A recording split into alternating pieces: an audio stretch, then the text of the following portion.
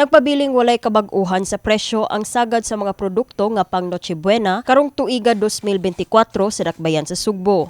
Gikumpirmar ang maong price status sa Division Chief for Consumer Protection sa Department of Trade and Industry 7, Joy Soralta, karong Martes, Disyembre 3.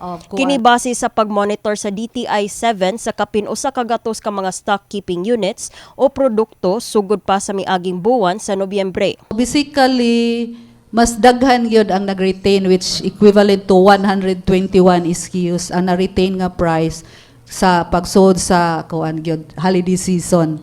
So maybe it's because of demand siguro po. Radyo siya nga presyo. Bisang nisod ang holiday season, wala ra nila ma-increase. Kay murag commitment sana nila for it may be part of their social corporate responsibility. Gani nagpagawas ang DTI og price guide base sa ilahang na monitor nga 236 ka stock keeping units gikan sa 22 ka mga Noche Buena manufacturers sa mga nagkadaiyang kategorya sama sa hamonada, queso de bola, fruit cocktails, cheese, mayonnaise, all-purpose cream, sandwich spread, pasta or spaghetti ug uban pa. Sa atong pagsusi sa pipila ka supermarket sa dakbayan sa Sugbo, atong nasuta nga ang presyo sa ilang mga produkto misunod sa price guide sa DTI. Mipahinumdom si Soralta sa mga mamalitay nga magbinantayon sa ilang pagpalit og pang Noche Buena, siguraduhon ang pag-check sa presyo aron sulod sa budget karong Pasko. Awhag sab sa DTI 7 nga ireklamo sa ilang buhatan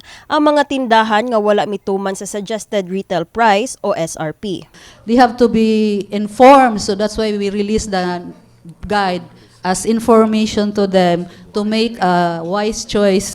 There's find out ninyo nga naay murag naay increase labi na jud dako. So pwede ra jud mo nga kanang mo report sa DTI and we will present that to na manufacturers for them to police themselves kung how come nga that is the situation. Gawa sa pagpaniguro sa presyo sa pang Noche Buena, gitutukan na sab sa Cebu City Police Office ang kaluwasan o seguridad sa mga mamalitay, ilabi na nga mas motaas ang financial transactions karong umaabot nga Pasko. Miauhag ang Deputy Director for Operations sa CCPO, Police Lieutenant Colonel Maria Therese Makatangay, nga magbinantayon aron dili ma-target sa kawat. All these things we have considered in our deployment.